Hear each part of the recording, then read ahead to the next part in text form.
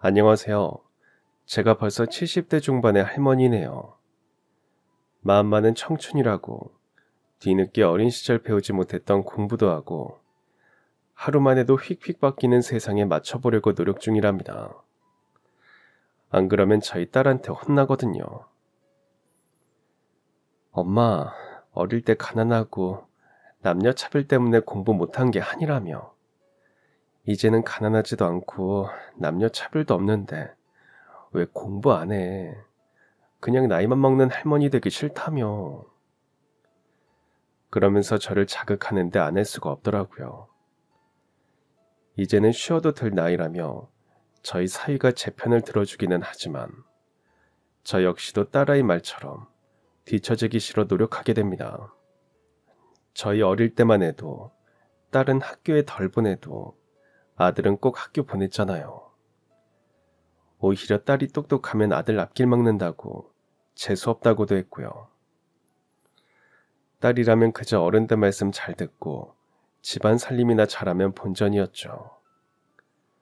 물론 안 그런 집도 있었겠지만 저희 친정은 그랬습니다.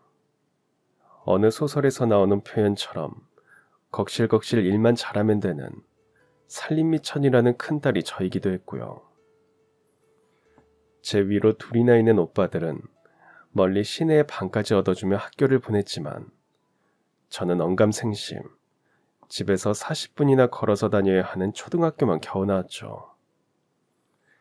집안 어른들은 뭐하러 딸을 학교에 보내냐며 팔쩍 뛰었지만 저희 엄마가 그래도 초등학교는 나와야 사람 노릇한다고 우겨서 다닐 수 있었어요.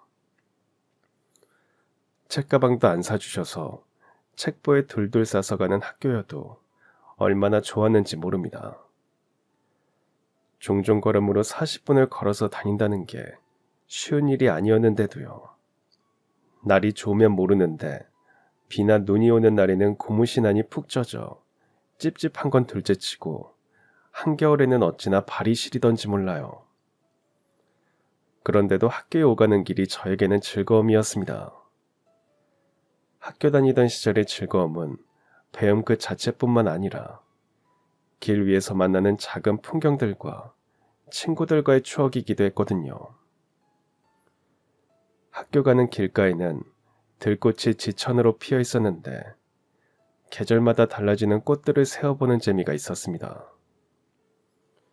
봄에는 노란 민들레, 여름에는 하얀 찔레꽃, 가을에는 코스모스가 산들산들 바람에 흔들리는 것을 보는 재미가 있었죠.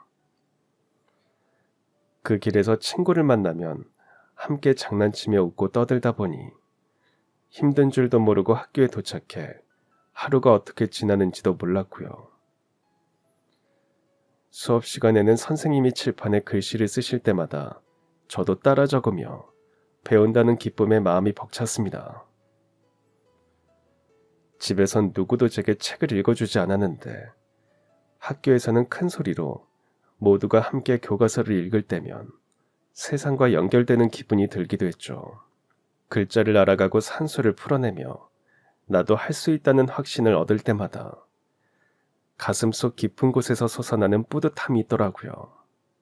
쉬는 시간엔 운동장에서 고무줄놀이 공기놀이를 하며 친구들과 깔깔 웃으면서 숨이 찰 정도로 뛸 땐 제가 하늘을 나는 것도 같았습니다. 그 소소한 웃음이 얼마나 큰 힘이 되었는지 모릅니다.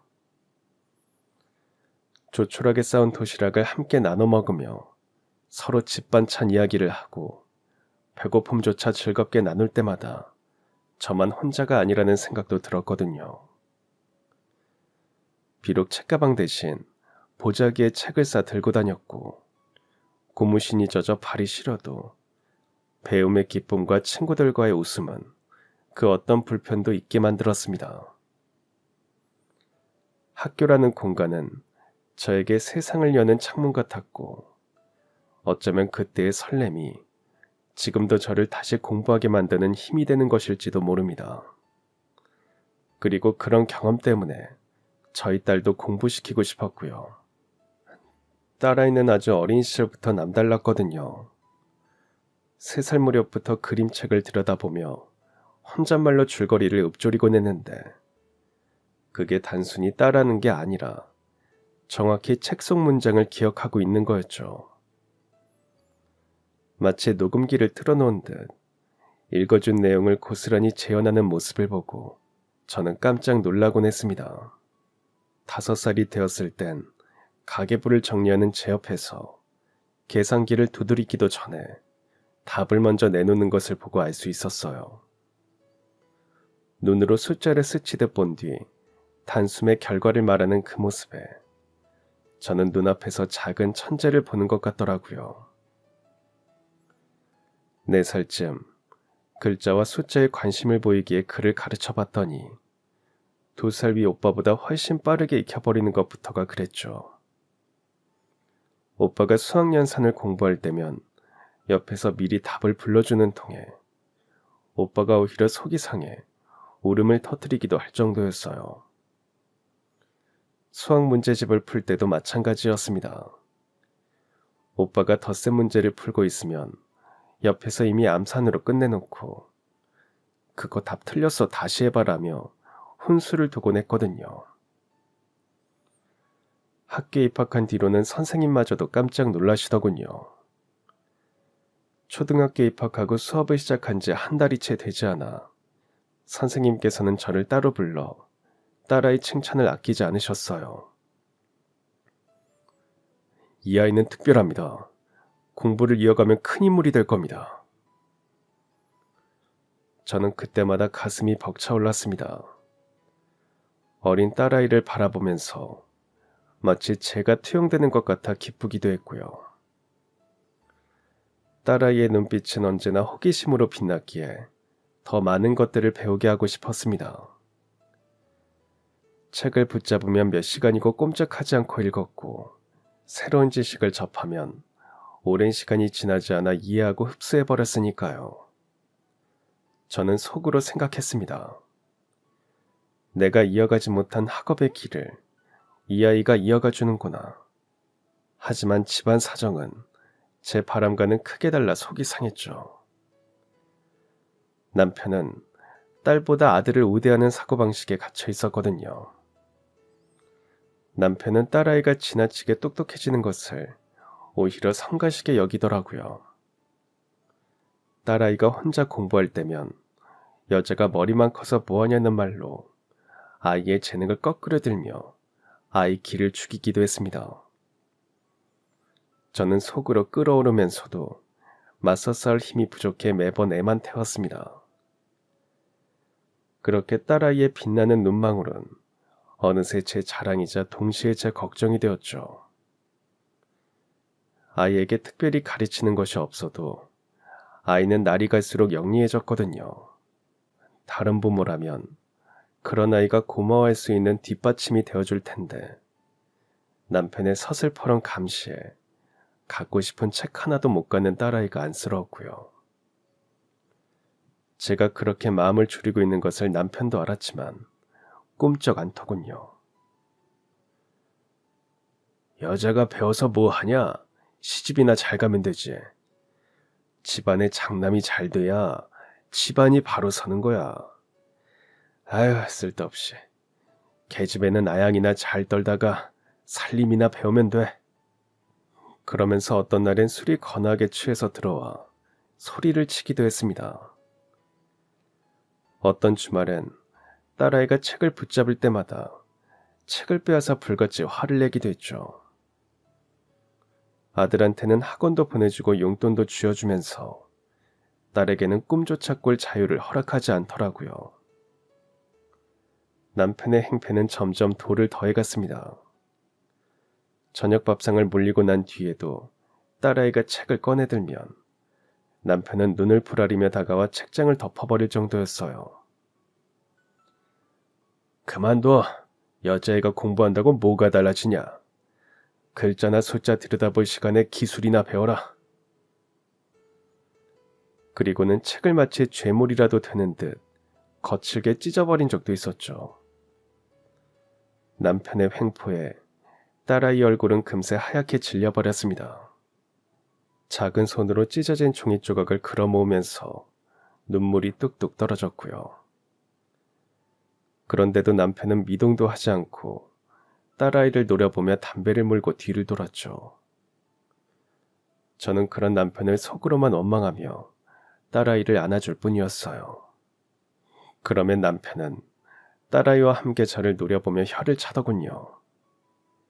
어떤 날은 더 심하게 굴어 제가 대신 남편에게 덤빌 때도 있었습니다. 딸아이가 문제집을 몰래 풀고 있는 걸 들켰는데 남편이 그 문제집을 마당에 물이 고인 웅덩이에 집어 던졌거든요.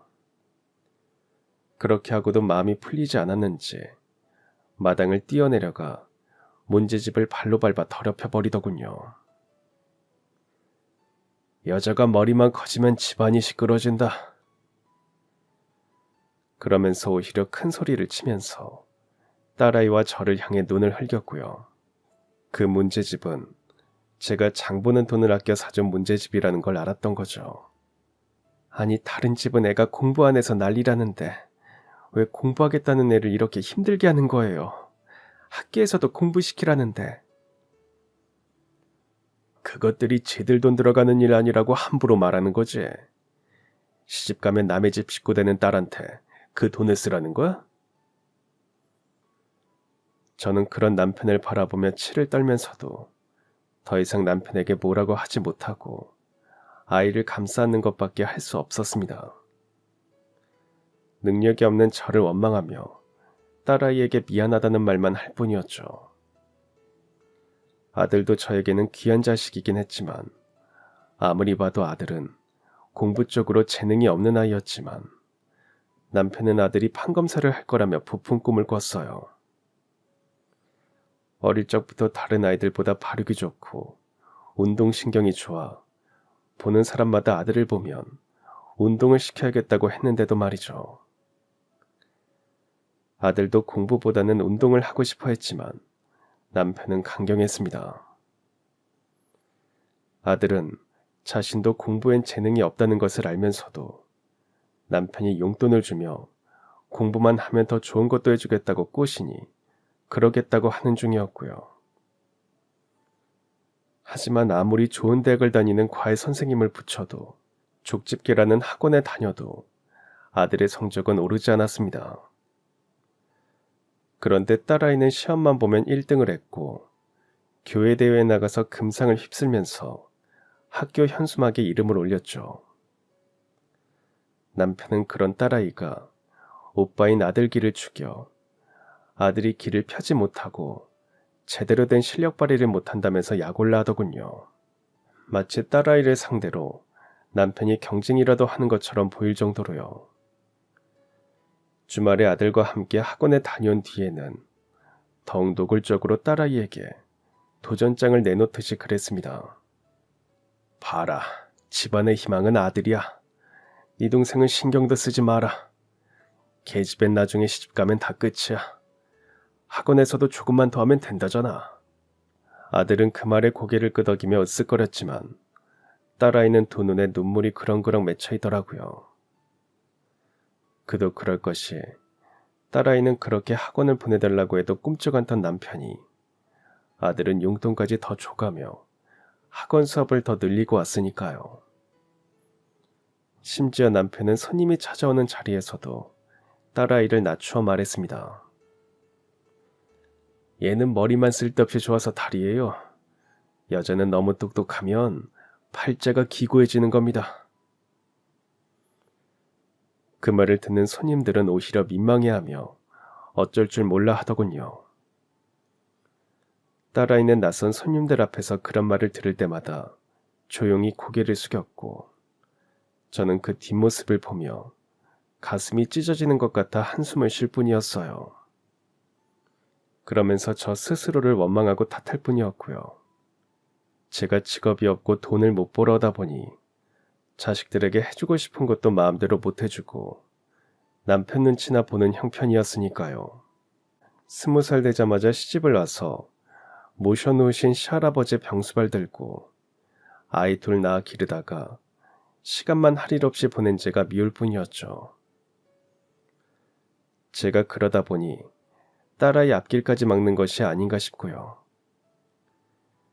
아들도 어릴 땐 제 옆에서 껌딱지처럼 붙어 엄마밖에 모르더니 어느 순간 제가 무슨 말을 해도 무시하며 들은 척도 하지 않았거든요. 남편은 그런 아들을 꾸짖기는커녕 오히려 잘한다고 부추기기도 했습니다. 사내대장부가 호방하고 진취적인 게 좋은 거지. 쪼잔하고 기죽어 살면 못 쓰는 거야. 배포가 커야 남자가 크게 되는 거지. 아휴, 애미라는 사람이 아들 기는 못 펴줄 망정 깎아내리면 못 쓰는 거야. 그러다 보니 아들의 기세는 날이 갈수록 등등해졌고 딸아이와 저는 남편과 아들의 눈치를 보며 어떻게 해서든 딸아이 책 한 자라도 보게 해주었어요. 남편의 눈치를 보느라 딸아이는 책을 베개 밑에 숨겨두고 밤늦게 몰래 불을 켜서 그 책을 읽는 것을 알았기에 일부러 방 밖에는 남편이 못 나오게 하면서요. 그러나 어쩌다가 화장실에 가기 위해 방 밖으로 나간 남편이 딸아이 방에 등불이 새어나가는 것을 보기라도 하면 득달같이 쫓아가 소리를 지르더군요. 잠도 안 자고 책이나 들여다보는 게 제정신이냐? 불안한 마음에 남편 뒤를 쫓아나간 저는 딸아이를 감싸 안으며 속으로 다짐했습니다. 우리 딸의 재능을 절대 꺾이지 않게 해야 한다. 아무리 남편이 막아도 내가 끝까지 지켜낼 거야. 그렇게 결심을 하면서도 저는 속이 타들어갈 뿐이었어요. 당장에 제가 가진 돈이라고는 장 보는 돈 아껴 모으는 돈뿐이라 얼마나 모을 수 있을지조차 알 수 없는 상황이었으니까요. 아이가 가진 재능을 묵살하는 남편이 원망스러웠지만 그렇다고 정면으로 맞설 수도 없었습니다. 남편이 한번 화가 나면 무섭게 폭발하는 사람이라 아무도 못 말렸거든요. 집안의 온갖 물건을 다 부술기세로 집어 던지기도 하고 다 두드려 부수기도 하는 걸 신혼 초에 보기도 했고요. 시어머니가 말려도 소용없이 막 밀치면서 화를 냈거든요. 그때도 큰 이유가 있었던 건 아니었습니다. 몸져 놓으신 시할아버지가 거동을 못하시니 욕창이 났다는 게 이유였죠. 시어머니와 제가 아무리 붙어서 시할아버지 병간호를 해도 하룻밤 사이에 생기는 욕창을 어떻게 막으라는 건지 화만 내더군요. 시어머니는 아무리 자신의 아들이라고 해도 너무하다 싶으셨는지 남편을 말리며 제 앞을 막아서셨지만 말려지지 않았습니다. 시어머니까지 밀치면서 화를 내는 남편을 보며 저는 두려운 마음에 부들부들 떨기까지 했던 기억이 있었죠. 그래서 어지간하면 남편이 폭발하는 때까지 맞서지 않게 되었고요. 아들은 그런 남편을 점점 닮아가는 바람에 자기 마음대로 안 되면 저를 밀치며 욕설을 하기도 했지만 남편은 그걸 알면서도 모른 척 하더라고요. 그런 집안 분위기 때문에 딸아이는 차츰 말수가 줄었습니다. 집에 들어오는 시간도 점점 늦어졌지만 저는 그런 딸아이를 믿었어요. 딸아이가 학교에서 공부하다가 오는 것을 알고 있었거든요. 다행히 딸아이가 중학교에 들어갈 때쯤 남편의 야근은 잦아졌고 아들은 학원에서 늦게 오는 바람에 딸아이를 지켜줄 수 있었죠. 딸아이가 고등학교에 갈 땐 아주 가관이었습니다. 학교 교장 선생님까지 학부모 상담을 요청하실 정도로 딸아이가 장학금을 받고 고등학교에 진학할 수 있다며 설득을 하시는 바람에 갈 수 있었으니까요. 아들은 겨우 인문계 문을 닫고 들어간지라 남편이 굴이 났었거든요. 그런데도 여러 사람이 나서서 딸아이 고등학교 보내야 한다고 하니 체면이 있는지 겨우 마지못해 허락을 해주더라고요. 그렇게 받아낸 허락에 저와 딸아이는 손을 맞잡고 종종거리며 기뻐했죠. 딸아이는 고등학교에 가서도 꾸준히 공부를 잘했습니다. 학년이 올라갈 때마다 선생님들께서는 저희 딸 같은 아이는 처음 본다고 하시며 칭찬을 하셨지만 남편은 해가 바뀔 때마다 학교 그만두라고 했어요. 아들은 고등학교에 올라가서부터는 아예 정규 꼴찌를 하며 공부를 하지 않았고 학교에도 나가지 않아 여러 번 정학을 맞기도 했거든요. 그게 다 오빠보다 지나치게 잘하는 딸아이 탓이라며 딸아이가 학교를 그만둬야 한다고 하더라고요. 딸아이는 고등학교 2학년 때 교회 경시대회에서 상을 받고 학비를 스스로 해결하는 중이었는데도 남편은 말을 못했죠. 저는 그런 딸아이에게 미안해 마음을 졸일 뿐이었습니다. 그러면서도 저는 조금씩이기는 했지만 돈을 모았고요. 고등학교를 겨우 졸업한 아들은 눈에 돈이 보이기라도 하면 다 들고 나가 술값으로 버렸기에 아들 눈치까지 볼 때는 힘들더군요. 엄만 따로 모으는 돈도 없어? 진짜 엄마가 나한테 해준 게 뭐야? 내가 공부 말고 운동했으면 지금 이 모양 이 꼴로 살겠냐고. 그러면서 눈을 까 뒤집으며 저에게 덤비는데 할 말도 없었습니다. 제가 아들 초등학교 5학년 때 아들 덩치도 좋고 근력이 좋으니 씨름을 시켜보자는 학교 체육 선생님 말씀에 아들에게도 어떠냐고 물었던 적이 있거든요. 그때도 공부 안 할 수 있다는 생각에 그랬는지 좋다고 하더군요. 남편이 성적이 나오든 안 나오든 무조건 공부로 대학 가라고 하는 말에 아들도 부담이 되는 차에 씨름으로 성공하면 되겠지 싶었나 봐요. 한 일주일 정도는 재미있다고 대회 나가서 상을 타오겠다며 큰 소리를 쳤죠. 그런데 며칠 하다가 운동이 힘들다면서 그만두겠다는 겁니다.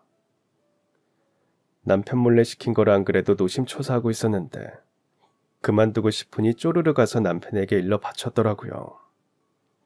사실을 알고 난 후 남편은 난리가 났죠. 역시나 집안을 다 뒤집고 저를 잡아먹을 듯 소리치면서요. 누가 우리 집 장남한테 운동을 하라고 한 거야? 누구 마음대로? 이놈의 옆에 내가 제정신인 거야? 다시는 우리 아들 진로에 참견하지 마.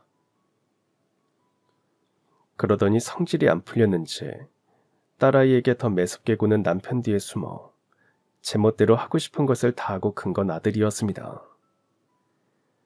그래놓고 자신이 운동을 못한 게 제 탓이라는 아들을 바라보며 그마저도 제 탓이겠거니 하면서 모은 돈만 숨길 뿐이었어요. 어떻게 해서든 딸아이에게 도움이 되고 싶은 마음에서요. 저야 시골 깡촌에서 집안 살림이나 돕다가 시집와서 돈 한 푼 벌지 못하고 나이가 들었지만 딸아이는 그렇게 살게 하면 안 될 것 같더라고요. 저희 딸아이는 저와는 비교도 할 수 없을 만큼 똑똑한 아이였으니까요. 그리고 아무것도 못하고 마음만 종종거리는 저를 안쓰러워해주는 아이이기도 했고요. 그렇게 시간이 흘렀고 딸아이는 서울의 대학에 장학금을 받고 합격을 했습니다.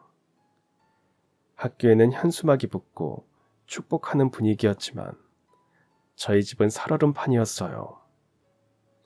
남편이 딸아이의 모든 책을 찢으며 화를 냈거든요. 뭐? 대학? 이게 아주 저 오빠 앞길을 막아도 유분수지. 너 오빠 삼수하는 거 몰랐어? 너희 오빠 이번에도 대학 못 가면 군대 가야 하는 거 몰라? 너 대학이건 어디건 가기만 가봐. 내가 진짜 가만 안 둘 줄 알아. 소리치는 남편 앞에서 딸아이는 눈 하나 깜짝하지 않고 있더군요. 그 모습을 보고 저는 아이가 결심을 했구나 하는 생각이 들었습니다. 그리고 그날은 새벽이 밝아오기 전부터 귀를 기울이고 있었죠.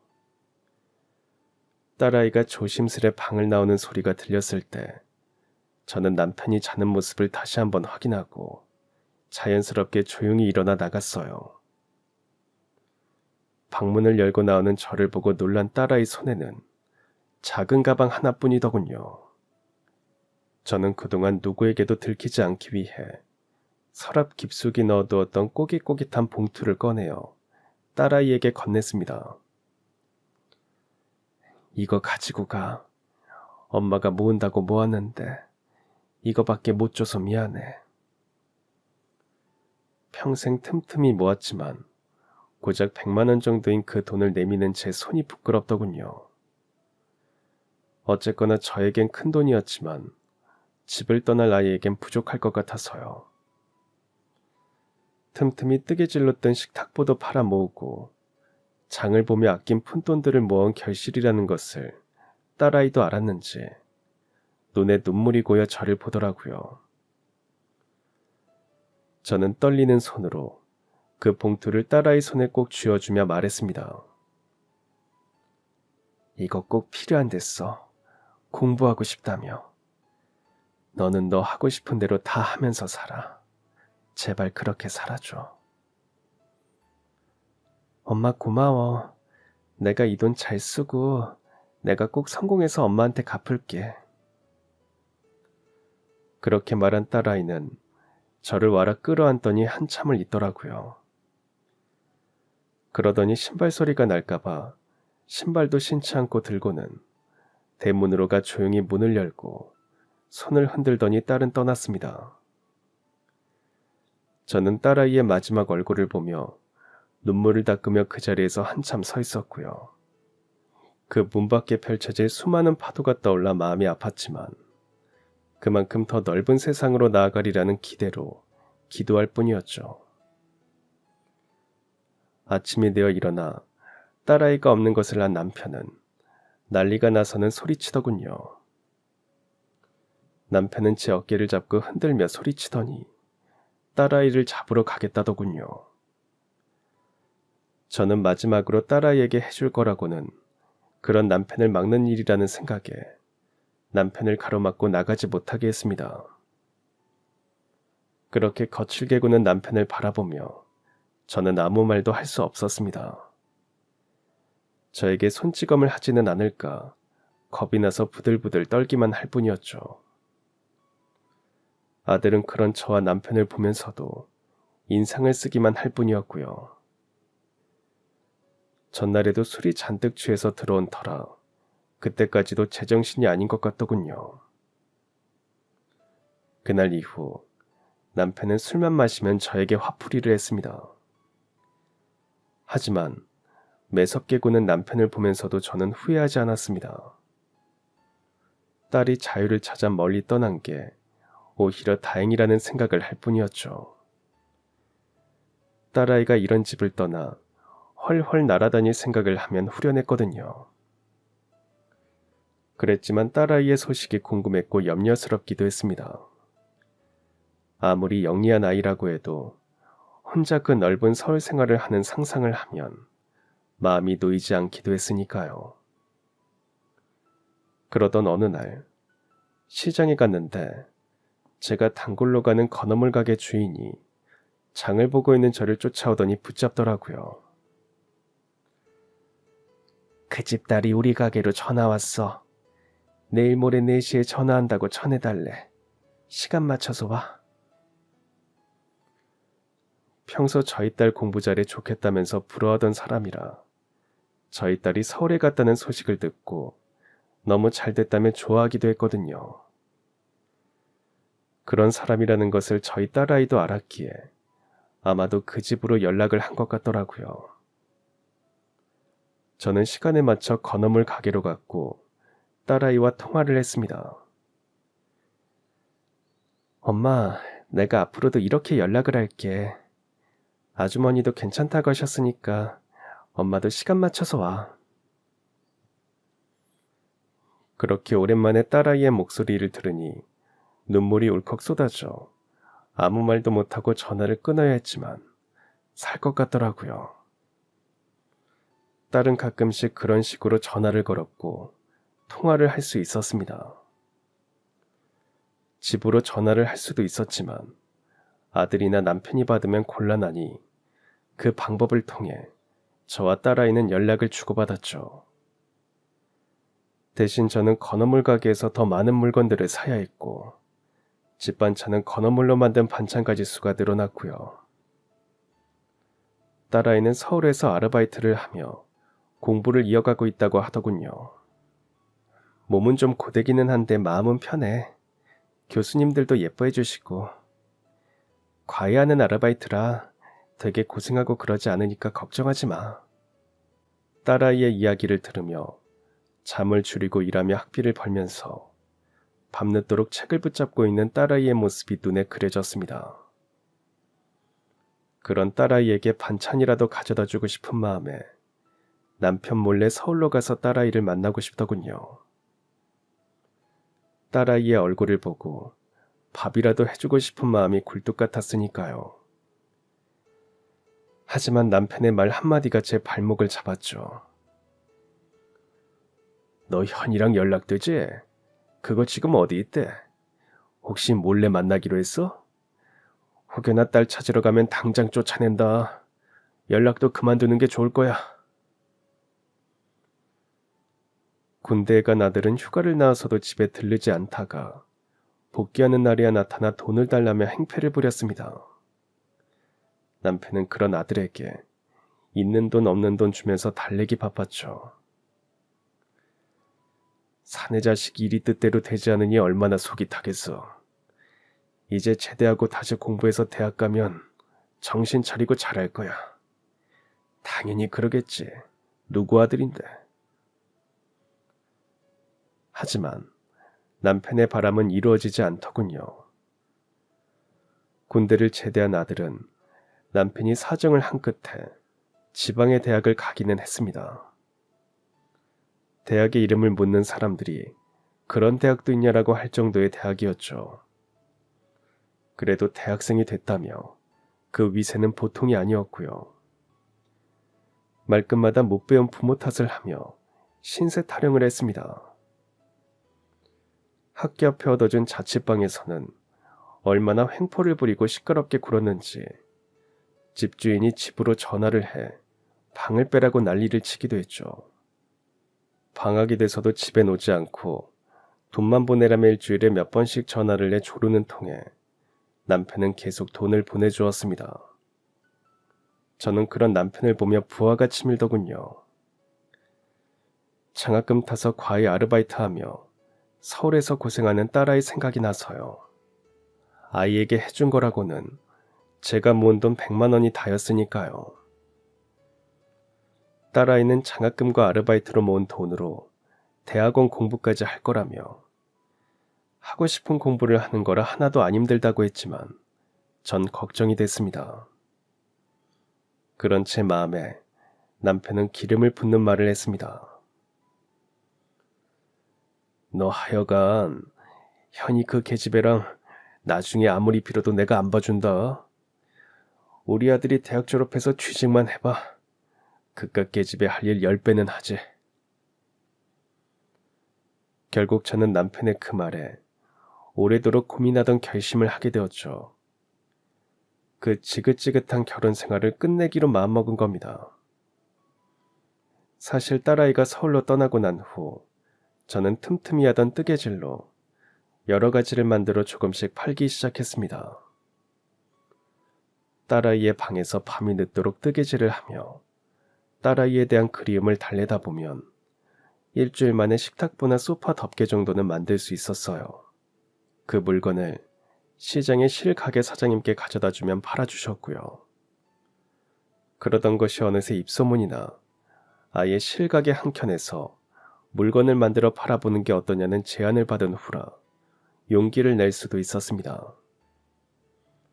그동안 아름아름 모은 돈으로 시장 위에 있는 판잣집방 한 칸은 구할 수 있겠더군요. 아들이 어차피 제 말은 들은 채도 하지 않은 지 오래됐으니 제가 없어도 아무렇지 않겠지 하는 생각도 들었고요. 어느새 남편보다도 더 격해진 아들의 모습에 실망이 크기도 했습니다. 동생인 딸아이에 대해 함부로 말하는 것도 싫었습니다.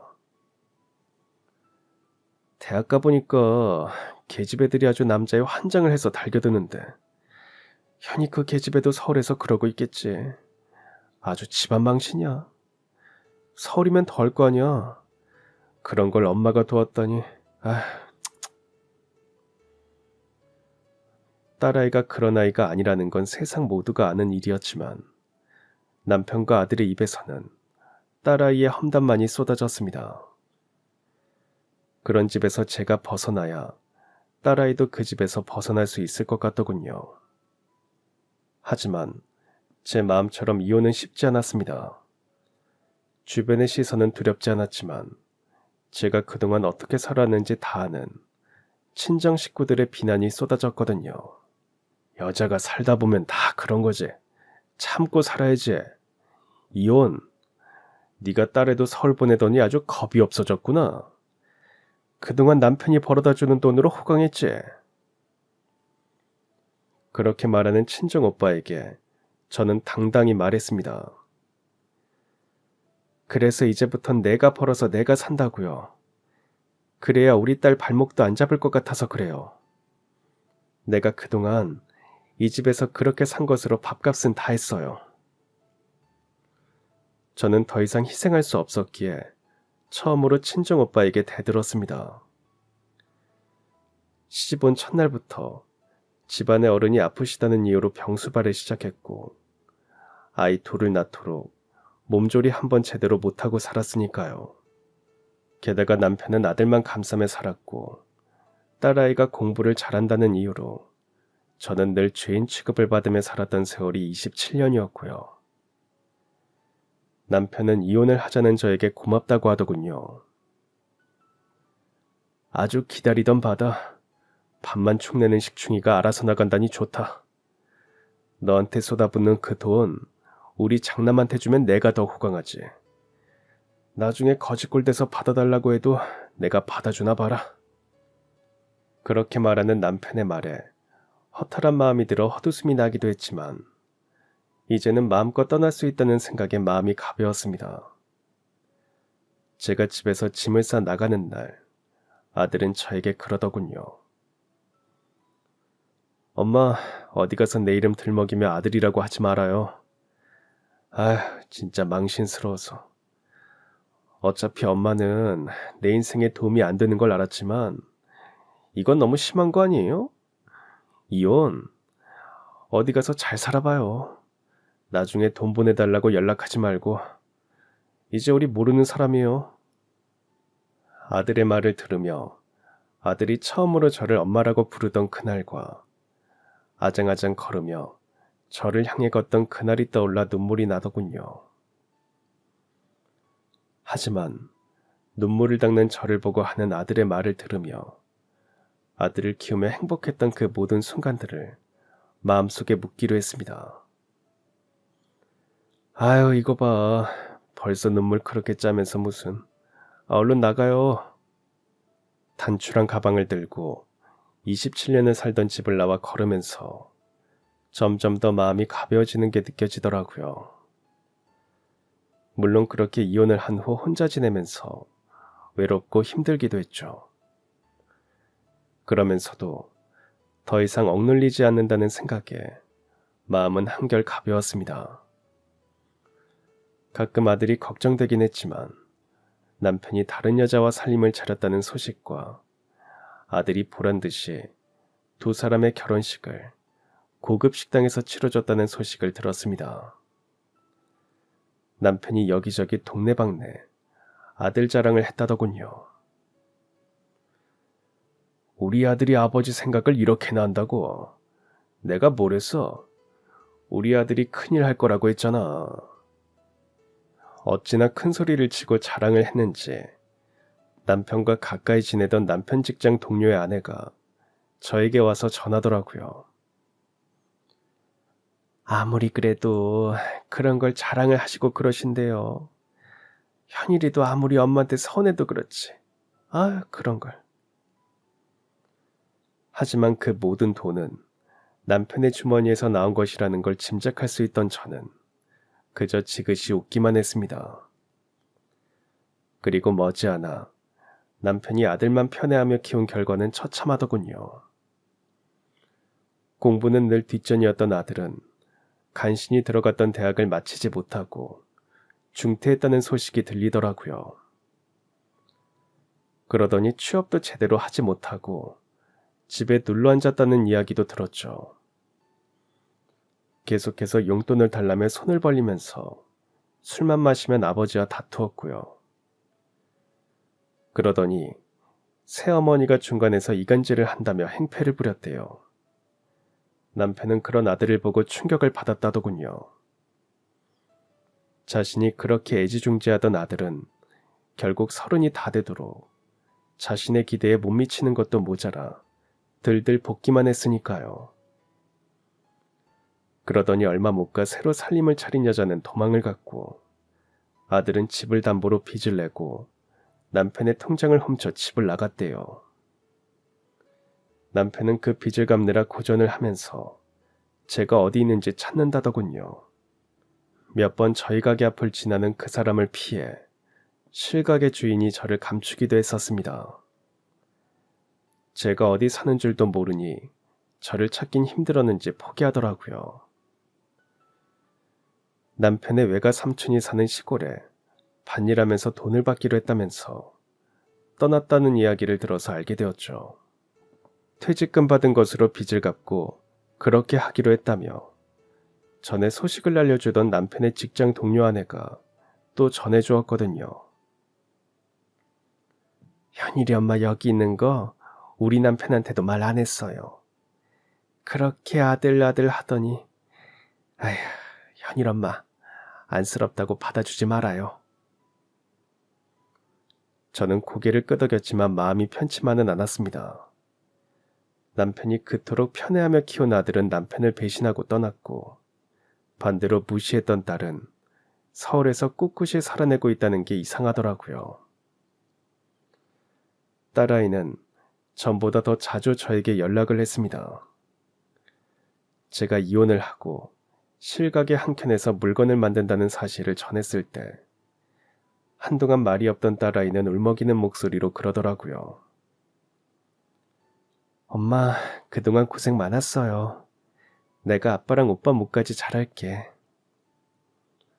저는 그 말만으로도 감동이었습니다.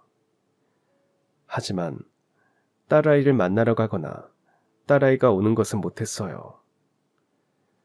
제가 딸아이를 보러 가려니 일이 밀려 시간을 통 내기가 쉽지 않더라고요. 생각보다 일거리가 많은 것이 아니라 월세를 내고 나면 겨우 한 사람 먹고 살 수 있는 지경이었거든요. 딸아이가 제가 있는 곳으로 오려고 해도 혹시나 남편에게 잡힐까 걱정이 되어 오지 못하게 하다가 남편이 시골로 간 후로는 딸아이가 바쁘기도 했고요.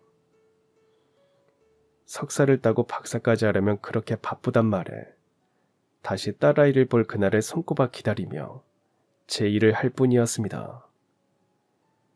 딸아이에게 짐이 되지 않으려면 제가 제자리에서 잘 지내야겠더라고요. 그러던 어느 날 들려온 남편의 소식은 처참 그 자체더군요. 시골에 내려가서도 정신적인 충격을 이기지 못하고 점점 병들어갔나 봐요. 시골에서도 제대로 일을 하지 못하고 매일 여기저기 전화해 아들 소식을 묻거나 제 소식을 물으며 소리를 질렀다고 하더라고요. 그러더니 얼마 후 남편의 장례 소식이 들렸습니다. 술과 분노로 자신을 망가뜨린 남편은 결국 외롭게 생을 마쳤더군요. 어쨌거나 부대끼며 산 세월이 있으니 장례식장에 가보았지만 역시나 시댁 친척들이 제 탓을 하며 소리치는 통에 그냥 나왔습니다. 제가 이혼만 하지 않았다면 남편이 그렇게 죽진 않았을 거라는 말에 저도 모르게 일어나 신발을 신고 나와버렸거든요. 그렇게 제가 힘들게 살 땐 아무 말도 없던 사람들이 저를 탓하는 소리를 더 이상 들을 이유가 없다는 생각에 그랬죠. 남편의 장례식장을 나서며 저는 다시 한번 마음을 잡았습니다. 겨우 먹고 살아도 혼자 먹고 살 수 있으면 됐고 똑똑한 우리 딸이 하고 싶은 공부 열심히 해서 자기의 꿈을 이루면 됐다고 말이죠. 가족이라는 사람들에게 위로는 못 받을지언정 이상한 말 따위 안 듣고 살 수 있게 됐으면 그것만으로도 됐으니 그것으로 만족하자고도요. 그렇게 세월은 더 흐르고 흘러 딸아이가 집을 떠난 지 10년이 되었습니다. 남편이 떠나고 딸아이와 저는 더 편하게 연락을 주고받으며 지냈어요. 딸아이가 박사 수료하던 날에는 제가 직접 가서 축하도 해줬고요. 딸아이와 연락하기 위해 제가 지내던 방에도 전화를 놓았죠. 어느 날 딸아이가 밤늦은 시간에 전화를 했더군요. 뭔가 기분 좋은 일이 있는지 들뜬 딸아이의 목소리를 듣자마자 저도 모르게 눈물이 왈칵 쏟아지더라고요. 하지만 딸아이는 아주 말끔한 목소리로 말했습니다. 엄마, 나 이제 교수 됐어. 드디어 안정됐어. 엄마가 빌려준 돈 곧 돌려줄게. 아휴, 그 돈이 뭐라고. 100만 원이 무슨 갚을 돈이야? 네가 잘 살아준 것으로 다 갚은 거지. 엄마는 그것밖에 못 해줘서 미안해. 그동안 네가 고생한 값에 비하면 아무것도 아니야. 딸아이는 제 말에 웃기만 하더니 짬을 내어 저를 보러 오기도 했습니다. 다시 만난 딸아이는 그간 고생을 했는지 야위긴 했지만 얼굴이 밝더군요. 저는 그런 딸아이에게 밥을 내서 먹이는 것으로 미안함을 대신했죠. 딸아이는 그런 저에게 습관처럼 빚을 꼭 갚겠다고 그러더군요. 그런 말을 들을 때마다 전 너무 부끄럽기만 하더라고요. 제발 엄마한테 돈 갚는다는 소리 좀 하지 마라. 그 돈을 왜 갚아? 어디 가서 엄마가 대학 가는 딸에게 돈 해주고 받는다는 소리 해봐라. 다들 비웃지. 하지만 얼마 뒤 제 통장엔 생전 처음 보는 숫자가 찍혔습니다. 처음에는 제 눈을 의심하면서 몇 번이고 다시 확인했어요. 입금 1억 원. 몇 번이나 확인한 끝에 제 통장에 적힌 숫자를 보고 저는 순간 기절할 뻔했죠. 떨리는 손으로 딸아이에게 전화를 걸어서 물었습니다. 입금자가 우리 딸아이의 이름이었으니까요. 현이야, 이게 뭐니?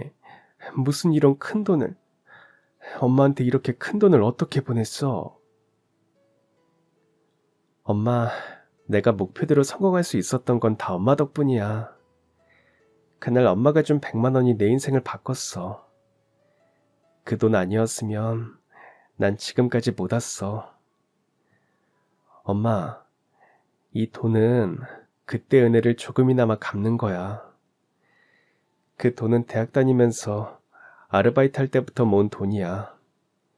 이제는 대학 교수니까 더 많이 벌 수 있고. 그러니까 엄마, 그 돈 엄마가 쓰고 싶은데 써도 돼요. 엄만 그럴 자격이 있어. 딸아이가 그렇게 말해주는 바람에 저는 울음을 터뜨렸습니다. 세상에 어떤 말로도 그 감격을 표현할 수 없더라고요. 제가 해준 것도 없는데 딸아이가 너무 잘 자라주어 고마웠으니까요. 남편이 붙잡고 살던 아들은 끝내 부모에게 불효만 했는데 딸아이는 말도 안 되는 억압 속에서도 스스로 길을 개척해 세상에 우뚝 섰고요. 마지막까지 저를 지켜주는 것도 아들이 아니라 딸이라는 생각이 들더군요. 진정한 자식의 효도는 강요로 만들어지는 게 아니라 사랑으로 자란 귀한 마음에서 비롯된다는 것을 다시 한번 깨닫게 되면서요. 그리고 지금 저는 딸아이와 함께 살고 있습니다. 뒤늦게 결혼을 하고 손주를 낳은 딸이 저에게 도와달라고 한 후로 이렇게 같이 살고 있죠. 손주는 딸과 사위를 닮아 바르고 착한 아이로 자랐어요. 딸아이가 사내아이라 많이 걱정을 했는데 사위가 너무 잘 가르쳤거든요. 성별을 떠나 타인을 배려할 줄 아는 따뜻한 아이로 키우고 싶다는 딸아이 생각에 걸맞는 그런 아이로 잘 자라고 있더라고요. 저는 그런 딸 내외를 보며 많이 배웠습니다. 제가 그렇게 자라지 못했다는 부러움과 제 아들을 그렇게 키우지 못했다는 부끄러움을 동시에 느끼면서 자책을 하기도 하면서요. 딸아이는 그럼에도 불구하고 저를 가장 큰 스승이자 은인이라 불러줍니다. 그 덕에 사위와 손주 앞에서 체면이 서곤 하죠. 그리고 무엇보다 저는 더 이상 외롭지 않습니다. 그때 제 결심과 부끄러움과 함께 내민 100만 원이 제 인생에서 가장 값진 선택이었다는 걸 확신하면서요. 물론 소식이 없는 아들을 생각하면 마음이 아프긴 하죠. 하지만 딸아이 앞에 걸림돌이 될까 싶어 아들을 찾을 생각은 없습니다. 괘씸한 마음 또한 있으니까요. 제가 여러분에게 들려드리고 싶었던 이야기는 여기서 끝입니다. 억압과 차별은 결국 몰락을 낳았고 사랑과 믿음은 기적을 만들었다는 사실이 제가 겪은 저희 가족의 이야기이죠. 집안의 치부를 왜 이렇게 털어놓는지 노인네가 주책이라고 하실 수도 있습니다. 하지만 제가 말씀드리고 싶은 건 아이 자식 마음에 어떤 식으로든 생채기를 내지 말라는 당부입니다. 너무 편들어 오냐오냐 하는 것도 자식 마음을 다치게 만든다더군요. 집에서는 겪지 못한 실패가 그 아이를 더 힘들게 한다더라고요. 그렇다고 모질고 엄하게 하여 아이를 아프게 하지도 마세요. 그저 너른 품으로 따뜻하게 품어주시는 그런 부모가 되시길 바랍니다. 저도 그러지 못한 걸 너무 뼈저리게 후회하고 있거든요. 저희 손자 자라는 것 보니 그래요. 제가 너무 부족한 엄마였더라고요. 그래서 드리는 말씀이에요. 저처럼 후회하고 자책하지 마시길 바라니까요. 여러분 모두가 좋은 부모가 되시길 바랍니다. 그러다 보면 더 건강한 아이들이 우리 사회의 주인이 되겠죠. 그렇죠. 그런 당부를 담아 이 노인네가 이렇게 사연을 보냅니다. 제 경험이 조금이라도 도움이 되시길 바라면서요. 그럼 지금까지 사연 들어주셔서 감사합니다. 사연이 재밌으셨다면 구독과 좋아요 부탁드려요. 감사합니다. 안녕히 계세요.